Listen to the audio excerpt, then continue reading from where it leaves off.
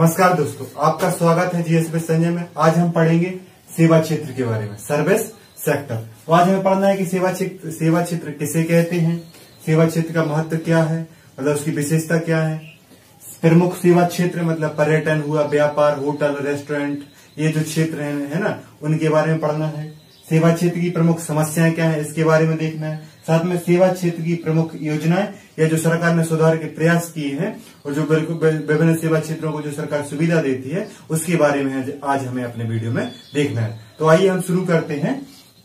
सबसे पहले देखते हैं कि सेवा क्षेत्र क्या है। देखो, सेवा क्षेत्र अर्थव्यवस्था के 3 क्षेत्र होते हैं। अर्थव्यवस्था के कितने क्षेत्र होते हैं? 3। पहला क्षेत्र होता है कौन? प्राथमिक क्षेत्र, जिसे अपन कृषि क्षेत्र बोलते हैं। दूसरा क्षेत्र होता है द्वितीय क्षेत्र, जिसे अपन औद्योगिक क्षेत्र बोलते हैं। और तीसरा क्षेत्र होता है तृतीय क्षेत्र, जिसे अपन सेवा क्षेत्र बोलते हैं। तो कृषि और औद्योगिक क्षेत्र के बारे में हम पिछले वीडियो में देख चुके हैं, जिनके बारे में आप जानकारी के लिए लिंक डिस्क्रिप्शन में दी गई है या प्ले लिस्ट में जाके आप उसमें देख सकते हैं। इकोनॉमी वाली प्ले लिस्ट में वो वीडियो दिए गए हैं। आज हमें पढ़ना है सेवा क्षेत्र के बारे में। सेवा क्षेत्र वह है जिसकी वर्तमान जीडीपी में सबसे ज्यादा योगदान है, बहुत सारा रोजगार देता है, और जो भारत में वर्तमान में जो भारत निर्यात में जो अपना योगदान दे रहा है, उसमें सबसे महत्वपूर्ण भूमिका सेवा क्षेत्र की आ जाती है। आपको पता होगा कि जो बैंकिंग है वो सेवा क्षेत्र है, जो बीमा है वो सेवा क्षेत्र है, जो व्यापार है वो सेवा क्षेत्र है, जो होटल रेस्टोरेंट वो सेवा क्षेत्र है, जो पर्यटन है वो सेवा क्षेत्र है। तो अपन जैसे इसकी परिभाषा देखें कि सेवा क्षेत्र क्या है, तो अपन देखते हैं की परिभाषा देखें तो सेवा क्षेत्र अर्थव्यवस्था का वह क्षेत्र है, सेवा क्षेत्र अर्थव्यवस्था का वह क्षेत्र है जो उपभोक्ताओं की विभिन्न प्रकार की सेवाएं प्रदान करता है। मतलब सेवा क्षेत्र किसे कहेंगे? जो अर्थव्यवस्था में विभिन्न उपभोक्ताओं को विभिन्न प्रकार की सेवाएं प्रदान करता है, उसे सेवा क्षेत्र कहते हैं। इसी को तृतीय क्षेत्र बोला गया है। प्रमुख सेवा क्षेत्र के उदाहरण हैं बैंकिंग, पर्यटन, होटल व रेस्टोरेंट। आपने अनुभव किया होगा कि जब आप कभी रेस्टोरेंट में खाना खाने जाते हैं तो उसमें एक सर्विस टैक्स लगाया जाता है, सेवा शुल्क लगाया जाता है। मतलब रेस्टोरेंट और होटल क्या है? आपको सेवा देने के कार्य करते हैं। बैंक आपको क्या करती है? सेवा या सर्विस देने का कार्य करती है। और पर्यटन में भी आपको सर्विस दी जाती है। ऐसे काम जिसमें विभिन्न प्रकार की सेवाएं दी जाती हैं, उस क्षेत्र को अपन सेवा सेक्टर या सेवा क्षेत्र या सर्विस सेक्टर बोला जाता है। तो आप एक बार परिभाषा फिर से देख लीजिए। सेवा क्षेत्र अर्थव्यवस्था का वह क्षेत्र है जो उपभोक्ताओं के लिए, इसका फोकस में क्या रखता है? उपभोक्ताओं के लिए विभिन्न प्रकार की सेवाएं दी जाती हैं, उसे सेवा क्षेत्र बोलते हैं। और सेवाई क्षेत्र क्या होता है? तृतीय क्षेत्र होता है, उसे सेवा क्षेत्र बोला जाता है। और सेवा क्षेत्र की सबसे बड़ी विशेषता है कि जीडीपी में इसका सर्वाधिक योगदान है। वर्तमान में सबसे ज्यादा योगदान किसका है? जीडीपी में सेवा क्षेत्र का है। और जो निर्यात करने में सबसे महत्वपूर्ण भूमिका जिस क्षेत्र की है, क्या है कि वो प्राथमिक क्षेत्र और द्वितीय क्षेत्र के संयोजन से निर्यात वस्तुओं को विदेश में निर्यात करता है। इसलिए सेवा क्षेत्र महत्वपूर्ण हो जाता है। इसलिए अब हम सेवा क्षेत्र के प्रमुख सेवा क्षेत्र के महत्व को समझने की कोशिश करते हैं। तो आइए हम समझते हैं सेवा क्षेत्र के महत्व। सेवा क्षेत्र का सबसे पहला महत्व है कि यह प्राथमिक क्षेत्र और द्वितीय क्षेत्र के संयोजन मतलब जोड़ने का कार्य करता है। प्राथमिक क्षेत्र और द्वितीय क्षेत्र को जोड़ने का कार्य कौन करता है? सेवा क्षेत्र। अपन इसको एक उदाहरण से समझते हैं। मान लो कृषि क्षेत्र के कच्चे माल को उद्योग तक पहुंचाने में परिवहन का प्रयोग किया जाएगा। तो जो परिवहन है वो क्या है? सेवा क्षेत्र। तो मतलब कृषि क्षेत्र के माल को अच्छी कीमत दिलाने के लिए, उद्योगों को कच्चा माल प्राप्त कराने के लिए सेवा क्षेत्र महत्वपूर्ण हो जाता है, क्योंकि वो क्या है? परिवहन की सुविधा प्रदान करता है। एक दूसरा उदाहरण देखें कि प्राथमिक और द्वितीय क्षेत्र का संयोजन सेवा क्षेत्र कैसे करता है। तो दूसरा उदाहरण है कि वित्त की व्यवस्था। बैंक ही कृषि के लिए ऋण देते हैं, बैंक ही उद्योगों के लिए ऋण देते हैं। तो ये जो प्राथमिक क्षेत्र और द्वितीय क्षेत्र की जो हेल्प करना है, उनको जोड़ने का कार्य वो कौन करता है? सेवा क्षेत्र। इसलिए अपना सेवा क्षेत्र महत्वपूर्ण हो जाता है। मतलब आप सेवा क्षेत्र की मदद करेंगे तो सेवा क्षेत्र की मदद करेंगे तो क्या प्राथमिक क्षेत्र की मदद हो जाएगी और द्वितीय क्षेत्र की मदद हो जाएगी। इसलिए सेवा क्षेत्र को महत्वपूर्ण स्थान दिया जाता है। इसलिए सेवा क्षेत्र हमारे लिए महत्वपूर्ण हो जाता है। अगर दूसरा देखें, दूसरा है भारत की जीडीपी में प्रभुत्वशाली योगदान। लगभग 54% योगदान सेवा क्षेत्र देता है। जीडीपी ग्रोस डोमेस्टिक प्रोडक्ट, सकल घरेलू उत्पादन, मतलब देश में एक वर्ष में जो उत्पादन होता है उसमें लगभग 54% कौन करता है? सेवा क्षेत्र उत्पादन करता है अपनी सेवाओं के माध्यम से। देखो प्रतिशत में इधर उधर हो सकता है, अपन ने आंकड़े जो देखे आपको लगभग, लेकिन 50% से अधिक ही सेवा क्षेत्र का जीडीपी में उत्पादन में, मतलब देश की कुल उत्पादन में लगभग 50% अधिक योगदान होता है, इसलिए सेवा क्षेत्र महत्वपूर्ण हो जाता है। अब विदेशी प्रत्यक्ष निवेश के एकत्रीकरण में, मतलब FDI, फॉरेन डायरेक्ट इन्वेस्टमेंट, मतलब जो विदेश से अपन बड़े बड़े मल्टीनेशनल कंपनियों से जो भारत में इन्वेस्ट करने के लिए आती हैं, वो ज्यादातर कहाँ करती हैं? लगभग सेवा क्षेत्र में करती हैं। और उनके लिए जो सुविधाएं देने का कार्य करता है, उनको जो बुलाने का कार्य करता है, उनको आकर्षण का जो कार्य करता है, वो भी कौन करता है? सेवा क्षेत्र करता है। क्योंकि आपके इधर संचार की सुविधा होगी, आपके इधर परिवहन की सुविधा होगी, आपके इधर अच्छी बैंकिंग व्यवस्था होगी, तभी विदेशी निवेश या FDI आपके देश में आएगा। तो FDI लाने में सेवा क्षेत्र की महत्वपूर्ण भूमिका हो जाती है, इसलिए सेवा क्षेत्र महत्वपूर्ण है। चौथे नंबर पे देखें तो रोजगार देने में भी सेवा क्षेत्र महत्वपूर्ण है। रोजगार देने में भी सेवा क्षेत्र महत्वपूर्ण है। लगभग 29% रोजगार सेवा क्षेत्र देता है। आप देखेंगे बैंकिंग में, होटल में, परिवहन में, संचार में, है ना, जो न्यूज एंकर है, न्यूज चैनल है, वो रोजगार दे रहे हैं। संचार के क्षेत्र में, है ना, आप देखेंगे बैंकिंग क्षेत्र में कितना रोजगार है। आप देखेंगे सबसे ज्यादा जो रोजगार उन्मुख क्षेत्र, उसमें बैंकिंग क्षेत्र महत्वपूर्ण है। तो रोजगार देने लगभग 29% रोजगार कहां से प्राप्त कर रहे हैं? युवा या लोग, देश के लोग रोजगार सेवा क्षेत्र से प्राप्त कर रहे हैं। और निर्यात में महत्वपूर्ण भूमिका, लगभग 40%, जो भारत कुल निर्यात 100% कर दो, उसका 40% में भूमिका किसकी है? सेवा क्षेत्र में। अगर अपन समझने की कोशिश करें तो लगभग 100% में सहयोग कौन करता है? सेवा क्षेत्र। 40% निर्यात तो वो करता ही है, सहयोग 100% में करता है। क्योंकि कृषि का कच्चा माल, उद्योगों द्वारा उत्पादित माल सेवा क्षेत्र के माध्यम से ही पहुंचेगा। क्योंकि अगर संचार विज्ञापन नहीं दिया जाएगा तो कच्चा माल और उत्पादित माल की कोई वैल्यू नहीं होगी। परिवहन के माध्यम से अगर पहुंचाया नहीं जाएगा और बैंकिंग ऋण नहीं देगा, तो सेवा क्षेत्र जब तक सहयोग नहीं करेगा, जो अपन ने पहले पॉइंट में समझा है कि प्राथमिक और द्वितीयक क्षेत्र का संयोजन जब सेवा क्षेत्र के माध्यम से किया जाता है, तो निर्यात में महत्वपूर्ण भूमिका हो जाती है सेवा क्षेत्र की। क्योंकि कृषि का कच्चा माल, उद्योगों का उत्पादित माल सेवा क्षेत्र के माध्यम से विदेशों में निर्यात किया जाता है, इसलिए सेवा क्षेत्र निर्यात में सबसे महत्वपूर्ण भूमिका निभाता है। एक पॉइंट देखें, संचार क्रांति मतलब क्या है? जो न्यूज चैनल है या जो संचार की सुविधा है, इंटरनेट है, वो सेवा क्षेत्र के अंतर्गत आती है। और जो संचार क्रांति है, उसमें सेवा क्षेत्र की महत्वपूर्ण भूमिका है। कंप्यूटर में आप देख लो, सॉफ्टवेयर तैयार कौन कर रहा है? सेवा क्षेत्र। जो एप्लीकेशन को संचालित कौन कर रहा है? सेवा क्षेत्र। जो बैंक आपके घर घर है, आपके मोबाइल आपके हाथ में जो बैंकिंग सुविधा है, वो आपको कौन मुहैया करा रहा है? सेवा क्षेत्र। तो सेवा क्षेत्र इसलिए महत्वपूर्ण हो जाता है क्योंकि एक देश के संचार में, एक देश के परिवहन में, एक देश के प्राथमिक और द्वितीयक क्षेत्र को जोड़ने में, उसकी GDP में, उसके निर्यात में सेवा क्षेत्र महत्वपूर्ण होता है। इसलिए सेवा क्षेत्र के महत्व को समझना जरूरी था, जो अपन ने देखा। अब हम देखेंगे कि प्रमुख सेवा क्षेत्र क्या क्या हैं। अपन को परिवहन के बारे में, पर्यटन के बारे में, आदि के बारे में देखना है। तो आइए प्रमुख सेवा क्षेत्र को अपन एक एक करके देखते हैं। तो प्रमुख सेवा क्षेत्र देखो, बैंकिंग क्षेत्र होता है, पर्यटन क्षेत्र होता है, होटल व रेस्टोरेंट क्षेत्र होता है, और संचार सुविधा। ये आपस में कनेक्टेड चीजें हैं। तो सबसे पहले अपन देखें बैंकिंग क्षेत्र। तो लगभग 13.5% का योगदान सेवा क्षेत्र में बैंकिंग क्षेत्र दे रहा है। अब देखो, बैंकिंग क्षेत्र की भूमिका की बात करें तो बैंकिंग क्षेत्र क्या है? कृषि क्षेत्र हुआ, औद्योगिक क्षेत्र हुआ, उसके लिए ऋण या वित्त की सुविधा प्रदान करता है। साथ में बीमा के द्वारा उसे सुरक्षा प्रदान करता है ना। अपन बैंकिंग क्षेत्र को समझे। देखो, भारत में बहुत सारे राष्ट्रीयकृत बैंक हैं, निजी बैंक हैं, जो आपको घर बैठे बैंकिंग दे रहे हैं, इंटरनेट बैंकिंग दे रहे हैं। आप बैंक में जाके बहुत सारी सुविधाएं दे रहे हैं। आप उनसे ऋण ले सकते हैं, आप अपने धन को जमा कर सकते हैं, बैंकों के माध्यम से बीमा करवा सकते हैं, आप उनके माध्यम से टैक्स को पे कर सकते हैं ना। तो ये सारी सुविधाएं बैंकिंग क्षेत्र दे रहा है, तभी प्राथमिक और द्वितीयक क्षेत्र चल पा रहे हैं, है ना। ऋण दे रहा है, वित्त की सुविधा दे रहा है, बीमा सुरक्षा दे रहा है। मतलब अगर कोई फैक्ट्री में आग लग जाए, अगर उस फैक्ट्री का बीमा है, तो उसके लिए सुरक्षा प्रदान कौन करता है? बैंकिंग क्षेत्र कर रहा है। किसके माध्यम से? बीमा कंपनी भी है, लेकिन वो कनेक्टेड किस क्षेत्र में हो गई है? बैंकिंग क्षेत्र में हो गई है। किसानों के लिए भी प्रधानमंत्री फसल बीमा योजना, जैसे अपन ने औद्योगिक क्षेत्र के तहत देखा था, तो उसमें भी क्या है? बैंकिंग क्षेत्र आपकी मदद कर रहा है। KCC किसान क्रेडिट कार्ड, किसानों को ऋण देने का काम, विभिन्न कंपनियों को ऋण देने का काम कौन कर रहा है? बैंकिंग क्षेत्र कर रहा है। आपने देखा होगा, जो विजय माल्या वाला बैंकिंग घोटाला है, वो भी सेवा क्षेत्र को प्रभावित करने में वो उनकी महत्वपूर्ण भूमिका है, क्योंकि वो आपकी मदद के लिए देते हैं, लेकिन जब भगौड़े लोग कर देते हैं तो उससे बैंकिंग क्षेत्र प्रभावित, मतलब सेवा क्षेत्र प्रभावित हुआ, तो प्राथमिक क्षेत्र और द्वितीय क्षेत्र दोनों प्रभावित हो जाते हैं। अगर अपन पर्यटन क्षेत्र की बात करें, देखो पर्यटन क्षेत्र में सहयोग करता है होटल व रेस्टोरेंट क्षेत्र और संचार क्षेत्र। मतलब आप मान लो उदाहरण के तौर पे अपन खजुराहो को लें, खजुराहो को देखो मध्य प्रदेश में एक खजुराहो क्या है, पर्यटन स्थल है।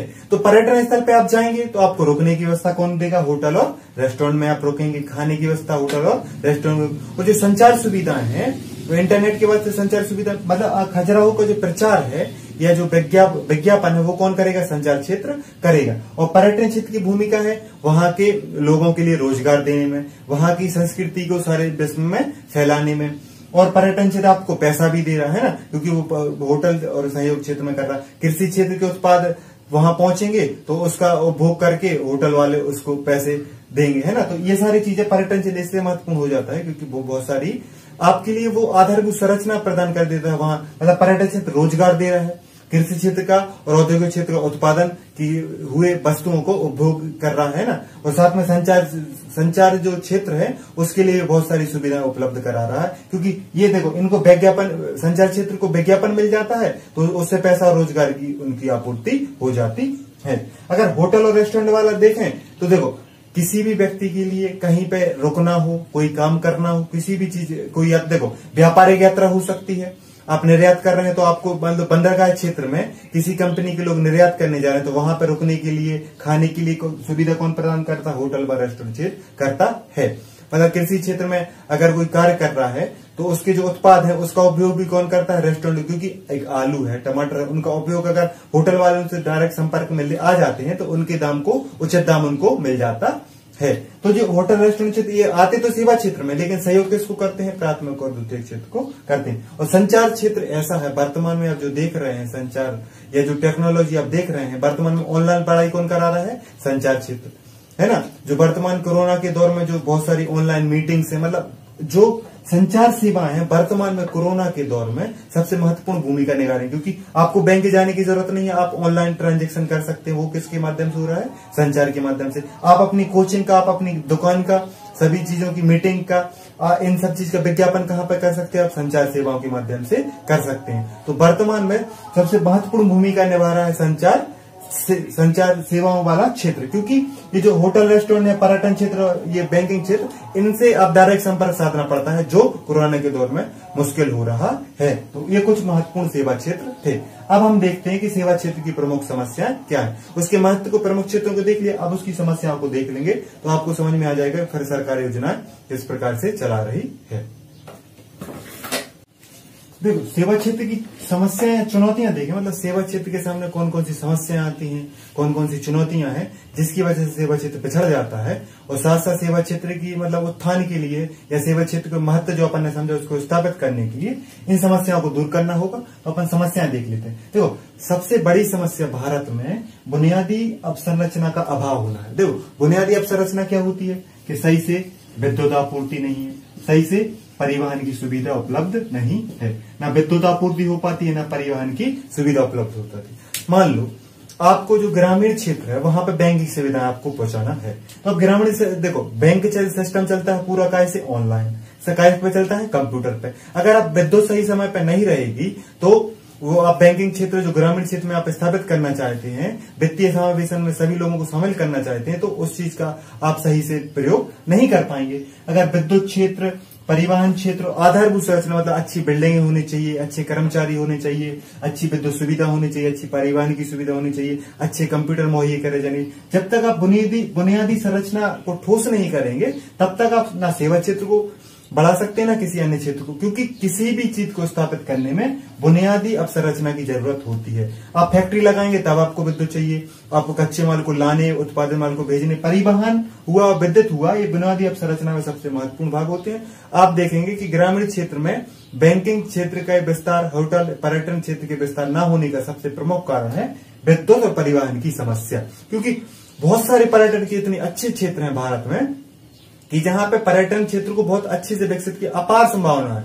जो यूनेस्को है उसने कहा है कि भारत में पर्यटन के लिए अपार संभावना है, लेकिन सबसे बड़ी कमी क्या है, बुनियादी अवसंरचना पर। वहां पहुंचने के लिए सड़क नहीं है, अगर पहुंच गए तो रुकने के लिए होटल और रेस्टोरेंट नहीं है। अगर ये सारी चीजें हैं तो समय पे आपको विद्युत और अन्य सुविधा उपलब्ध नहीं कराई जा पा रही है, जिस वजह से पर्यटन क्षेत्र, होटल उद्योग क्षेत्र, साथ में सेवा क्षेत्र पिछड़ रहा है। तो ये प्रमुख समस्या क्या है, बुनियादी अवसंरचना की कमी, जिसमें विद्युत और परिवहन प्रमुख भूमिका में है। इस समस्या का अभाव है, इसको दूर करके आप सेवा क्षेत्र को सुधार कर सकते हैं। प्राथमिक और द्वितीय क्षेत्र की समस्याओं का दुष्प्रभाव सेवा क्षेत्र पर पड़ता है। ये सबसे बड़ी चुनौती है सेवा क्षेत्र के लिए और समस्या भी है कि देखो प्राथमिक क्षेत्र मतलब कृषि में उत्पादन नहीं हुआ तो सेवा क्षेत्र को नुकसान होगा, क्योंकि जो ऋण लिए हैं किसान तो वो ऋण लिए हैं तो वो ऋण का भुगतान नहीं करेंगे और जो जिनने बीमा करा रखा उनको भुगतान पड़ेगा। तो प्राथमिक क्षेत्र और द्वितीय क्षेत्र मान लो जैसे मान ले जैसे भगोड़े जो फैक्ट्री उद्योग लगाने के लिए पैसे लिए वो भाग जाएंगे तो इसका प्रभाव बैंकिंग क्षेत्र मतलब सेवा क्षेत्र पर पड़ेगा। तो जो प्राथमिक क्षेत्र और द्वितीय क्षेत्र में जो समस्याएं होती है उसका दुष्प्रभाव किस पर पड़ता है?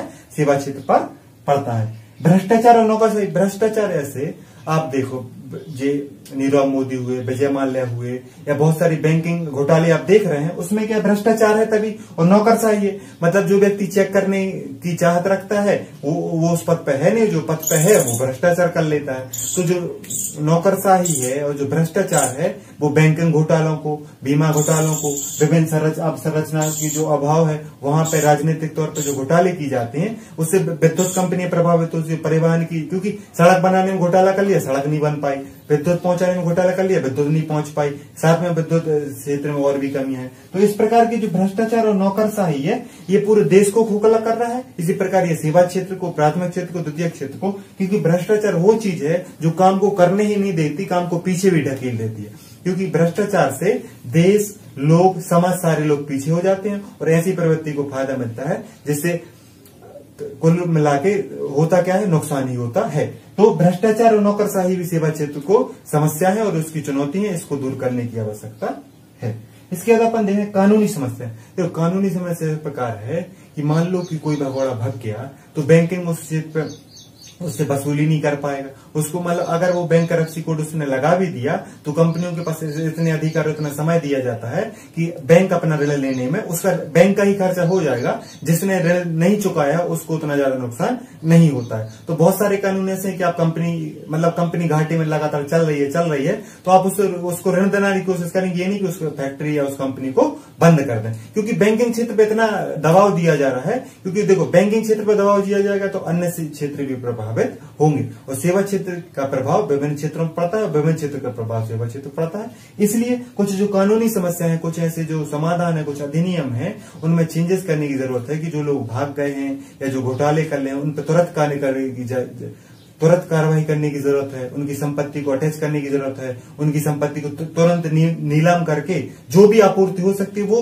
तत्कालीन समय में की जानी चाहिए। अब विनिवेश देख रहे हैं, जैसे वर्तमान में एयर इंडिया का बेनिवेश लगभग 1.5 साल से चल रहा है लेकिन हो ही नहीं पा रहा है। तो ये कानूनी समस्या बहुत सारी हैं जिस वजह से सेवा क्षेत्र पिछड़ता है और सेवा क्षेत्र में कमियां आती हैं। अतः इन बहुत सारी अपन महत्वपूर्ण समस्याएं, चुनौती देख ली है, इनको जो दूर करने के लिए जो प्रमुख योजनाएं चलाई गई हैं अपन उनके बारे में देखते हैं। अगर सेवा क्षेत्र की देखो जो अपन ने समस्याएं देखी उनको दूर करने के लिए सरकार ने जो पहले की योजनाएं चलाई उसमें अगर सबसे पहले देखें तो बैंक देखो मतलब पूंजी को बड़ा करने के लिए, बैंकिंग व्यवस्था को मजबूत करने के लिए बहुत सारे बैंकों का विलय कर दिया गया और साथ में बैंकों को पूंजी भी बजट के माध्यम से बैंकों को पूंजी की पूर्ति भी की गई, जिससे बैंक मजबूती से काम कर सके, है ना।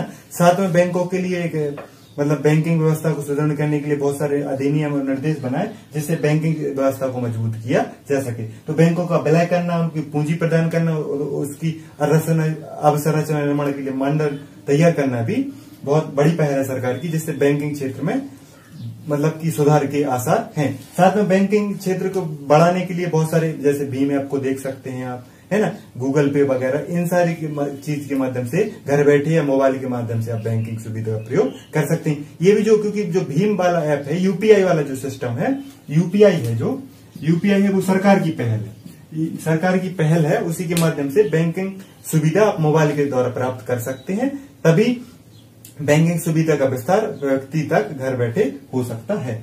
साथ में पर्यटन के विकास के लिए एक महत्वपूर्ण योजना स्वदेश दर्शन योजना चलाई जा रही है, जिसका कर्ता धर्ता कौन है? पर्यटन मंत्रालय। इसमें देखो बहुत सारे परिपथ बनाए गए जैसे रामायण परिपथ, बौद्ध परिपथ, कृष्ण परिपथ। देखो इनका मतलब है कि जो रामायण से विभिन्न स्थल जुड़े हैं, जैसे आप अयोध्या ले लो, आप रामेश्वरम ले लो, या बहुत सारे जो राम जहां पे गए हैं उन स्थानों को, जैसे चित्रकूट ले लो, उन स्थानों को दर्शन करने के लिए योजनाएं चलाई गई, ऐसे परिपथ बनाए गए हैं। उस योजना का नाम है क्या? स्वदेश दर्शन योजना। जैसे बुद्ध के जन्म से जुड़े स्थानों की पर्यटन के तौर पर विकसित करने के लिए उनके लिए बौद्ध परिपथ चलाया गया, रावण परिपथ, कृष्ण के लिए कृष्ण परिपथ, ऐसे परिपथ स्वदेश दर्शन योजना के लिए चलाए गए हैं जो पर्यटन के विकास में महत्वपूर्ण होगा।